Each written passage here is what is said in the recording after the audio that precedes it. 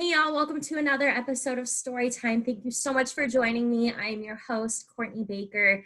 I am so pumped because today's guest is our first model on the show, and she is the sweetest person in the world. I already love her so much. Her name's Maya Cotton. She's from New Zealand. You may recognize her. She walks in the Victoria's Secret fashion show, and she's just so talented. So I'm really looking forward to all of you hearing about her life and her career, and I hope you enjoy the episode.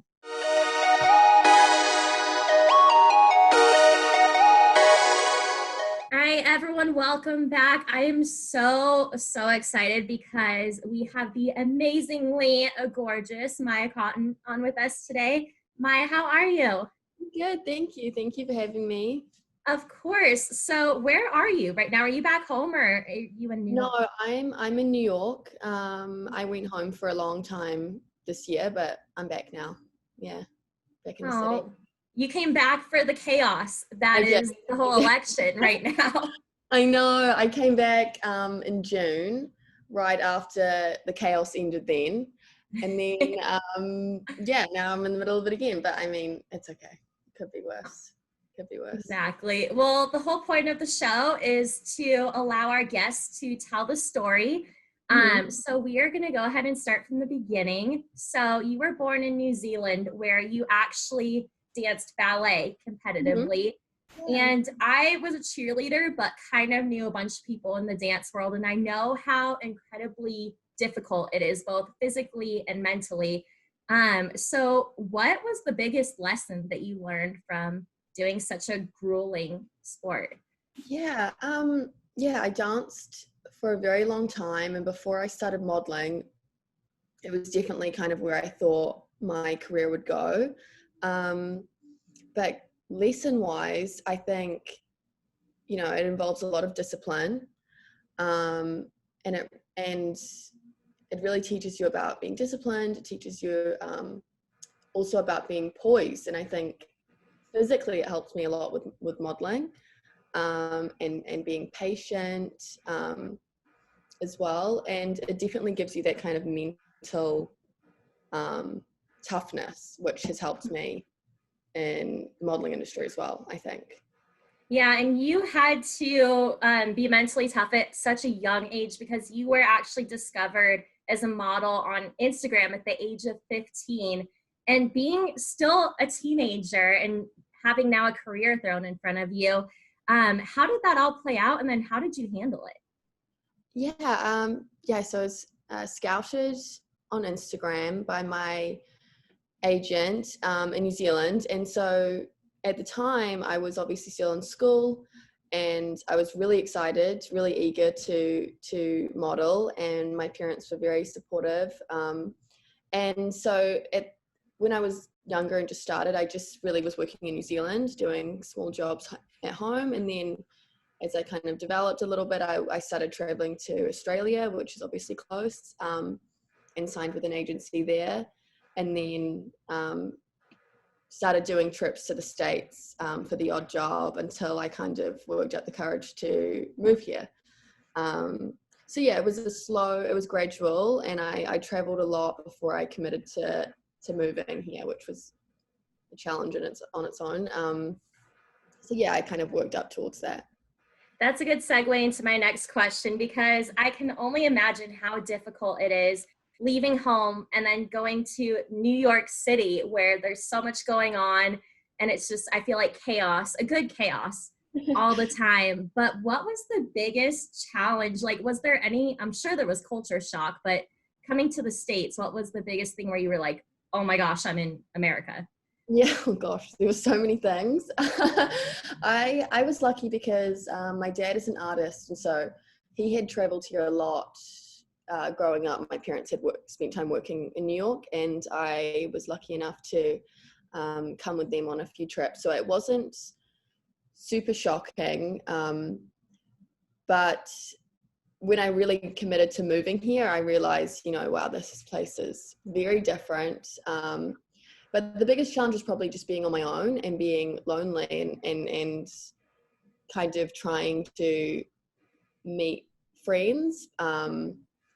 Because in the industry, you know, you don't really, it's not like you're going to university where you're meeting classmates every day, or you're meeting other people your age. You're kind of going to work, and then you're with all these strangers, and then when you go to another job, you're with new strangers. So that was quite difficult. But over time, you know, you kind of get into a bit of a routine, start to figure out how to navigate the city, and ended up meeting a bunch of great friends. And so it really took a good year and a half until I really felt like New York really felt like home. Until then, it didn't feel like home at all. You know, it was just somewhere that I worked. But I loved it, and I have loved it the whole time. But I always kind of, now when I go home, I miss New York a lot. But at the beginning, it was like, oh, I'm ready to go home. But you know, it was not as sad as it sounds. I have to ask, just because I'm a huge food person, but in New York, is there one restaurant or food item that you're like, all right, this is home in New York for me, that you miss when you go back home? Oh, I don't know about one thing that kind of, it's tough because there's so many great places. I love food as well. But a restaurant here that I've been obsessed with, it's really just been this year though, is this Israeli place called Shoo Shoo. And it's really good. I mean, my friends and I go sometimes for lunch and then dinner as well. It's really good in Soho. So yeah, that's probably. I'll have to try it when I go. I've been trying to get back to New York, but I will go just for you and let you know what I think. Well, one friend group that you were able to build is the very elite group of those Victoria's Secret Angels. You walked in the show, and I know I try to watch, but I always hate my life when I watch because I'm typically drinking wine, eating popcorn, and like avoiding working out. And I'm like, oh my gosh, like if I actually like doing this is just the worst thing to do while you watch all these gorgeous, fit women. But it's such an iconic show. So what was it like when, one, you found out you were cast for the show, but then two, to watch it back and be like, oh my gosh, that's actually me on TV? Yeah, I mean, it was crazy. It obviously was, ever since I started modeling, it was definitely a goal to work with them in any capacity, let alone do the show. And I cast for it once before and didn't get it. And then the second time I was lucky enough to get it. But I remember getting you go through a few rounds before you get to the last casting. And I remember getting the phone call that I had gotten it. It was nighttime and I was out for dinner with some friends, and a lot of people were kind of on edge because my friends were also models, and they were all kind of waiting. We knew that like our phones are going to ring maybe tonight. And I stepped outside, and it was my agent, and he told me, and I just started crying. I was so happy. But walking it was a dream. It was amazing. I was obviously terrified, but really happy with how it went. And it was just really so much fun. Yeah. Well, I know it's fun to watch, and we hope to see you in more of those shows, obviously. But with modeling, just like any career, there are a lot of challenges, and then also a lot of amazing memories. So what for you has been the biggest challenge, either when you were younger or today, now? And then two, what has also been the most rewarding thing about being a model?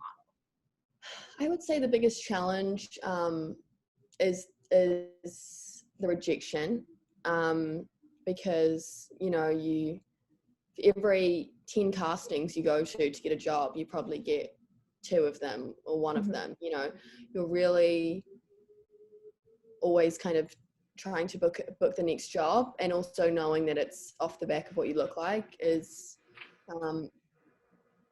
less tough now than it was at the beginning, because yeah, it's something I've worked on, and understand that you have to kind of separate, this is my job, it just so happens that it relates to what I look like, and then you know, separate those two things and kind of have a thick skin. But in terms of the most rewarding thing, I mean, so many of the jobs I've done have just been a blast. They're so much fun, and getting to go to some really incredible places and meet some really, really talented people and creative people. And yeah, when I was younger, I did a few jobs with American Eagle, and I was 16 at the time, and I remember going to Texas and like all these crazy different places, and they were so much fun and so exciting. Mm-hmm. And those memories are still like some of my favorite jobs. So it's always something new and exciting happening, which is probably my favorite part. Love that. And then I also need to ask, just because I feel like some people that are very just uneducated when it comes to modeling, they think, all right, they just stand in front of the camera, that's their job, they just show up, take pictures, leave. But I know with it being a career, I know it's your life. Like, you have to adjust to make sure that you're doing things to get you success in your career. So I know it's a little different due to COVID, but in a non-COVID world, what would kind of be your daily or weekly routine? Yeah. So it definitely isn't, you wake up and you go to a shoot and you just get your hair and makeup done, and then when you go home. That does happen, absolutely. But 70% of the time, you're kind of trying to generate those jobs. And where I'm at in my career right now, I would say that I'm really happy with a lot of the things that I've done, but obviously I still have a lot of goals. And so a lot of the time you're meeting with, you're going to castings, you're trying to network with people and build those relationships and have those conversations with your agents. So a typical day will either be I'm working, so I'm going to a job, or, which is less likely, or I'm going to 5 or 6 castings in a day or something. So it's one of those two, but you never really know what you're doing. You get your schedule the night before or a few days before, and then that's how you can never plan anything, which is the hard part. You never plan anything. That gives me anxiety. I have like such scheduling OCD. I don't think I would be able to do it. Right. Yeah, I know, it's tough. It definitely makes it exciting. Yeah, I'm never, sure. never can plan anything. Oh, well, I know there are also a lot of girls and teens that look up to you and other models, and they want to be you. They want to be all over social media or on TV or in the shows. And for all those girls, what advice would you give them to get to where you are? And I know, like you said, you aren't anywhere, you are at your top level where you want to be. But what advice would you give them to get to their goals? That's a good question. I think when I was 14 or 15 and looked up to a lot of models that I really aspired to be like, looking back, I think you cannot, comparison is the thief of joy. You cannot look at a girl you see on Instagram and think, wow, I really want to look like that and I want to be like that. And people say that all the time, and it's cheesy, but it's true because, I'm around these girls all the time, and don't get me wrong, they're happy, they're extremely happy, but everyone, no matter who you are, has their